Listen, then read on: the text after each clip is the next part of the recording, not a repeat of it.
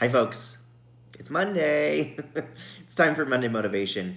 And today's Monday Motivation is centered around this idea of happiness. Now, I'm practicing Buddhist in my personal life, and I practice Nichiren Buddhism, which at its core to provide happiness in our own life and at the same time help other people become happy or provide happiness for themselves as well. Everybody defines happiness differently, so I want to share a bit of my definition, how I found happiness, and how I continue to strive for that. So for me, I define happiness as a sense of well-being, joy, and contentment. But in order for me to explain how I found that, we have to go back to the beginning during a time when I wasn't so happy. So I remember the first time really feeling this in high school. At my high school growing up in the state of Wyoming, in order to be considered a well-rounded student, you had to be good at academics, which I was, but you also had to be a good athlete. And so I wanted to prove to my community that I was just as important and just as valuable as the other kids in my school, even though I had a disability. So I decided to join a sport, and I became a cheerleader.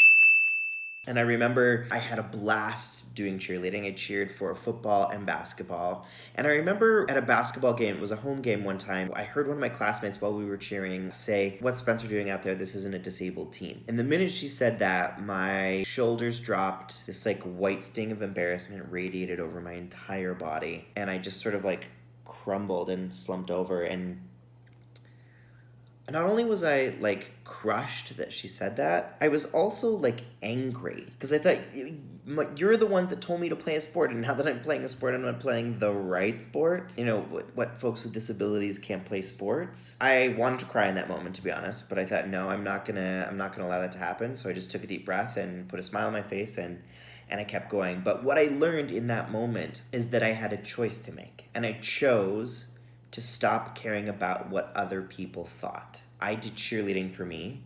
I enjoyed it, and as some of you may or may not know, we went on to go to the state cheerleading competition that year where we took first place as the number one squad out of the entire state. And what was so interesting is after we took first place, a lot of the folks that we were there to support on our basketball team teased us, specifically us as men, because they didn't see cheerleading as like a masculine sport. And so that was a little frustrating.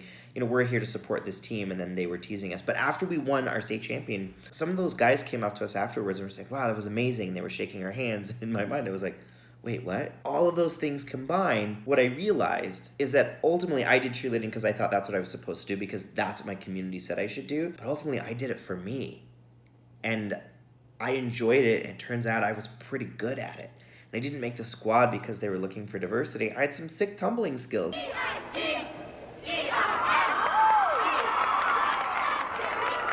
In that moment, I realized, up until that point, I'd done what other people told me I should do to be happy, when all along, I should have been getting involved in the things that I cared about, the things that I wanted to be involved with, the things that I was passionate about. And that's where I started to, I grew up happy as a kid for sure, but that's for me where I started to understand the idea of happiness. And I wish that I could tell you that I took that lesson and went to university and was like, no big deal, I figured it out, this is how we be happy. But in the era that I grew up, the American dream, or the North American dream, was that you go to university not to study something that you're passionate about, but to study something that will make you the most money. Because then you can use that money to buy all the things, and that's what's supposed to make you happy. That's the dream. So that's what I did. I went and studied at Westminster College in Salt Lake City, Utah. I got a degree in communication, and I graduated, and I got out into the real world. Truthfully, I was a bit miserable. I had a hard time finding a job. I eventually landed a job that I wasn't passionate about, and it gave me all the things. I had money and stuff, but I was looking for a job that not only paid well, but made the world a better place. And I thought, darn, I did it again.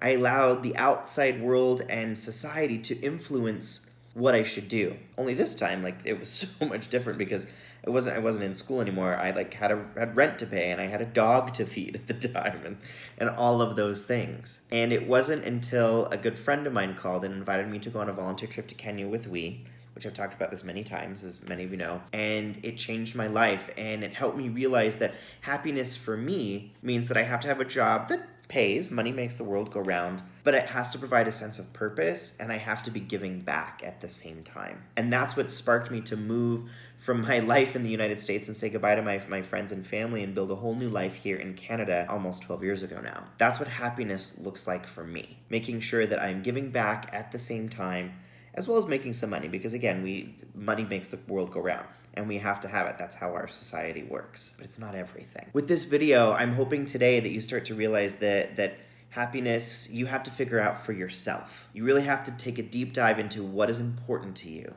And then how do you focus on those things? And when you figure those things out, everything sort of falls into place. Now, I also want to be very clear that we can't be happy all the time. That's not real life. And I'm a firm believer that if we don't experience some sadness every now and then, how do we know what happiness actually feels like? So here's my suggestion for you this week on Monday Motivation. Looking at making a list of some of the things that make you happy. And some surface level things. For me, it's like Netflix and playing video games and hanging out with my friends.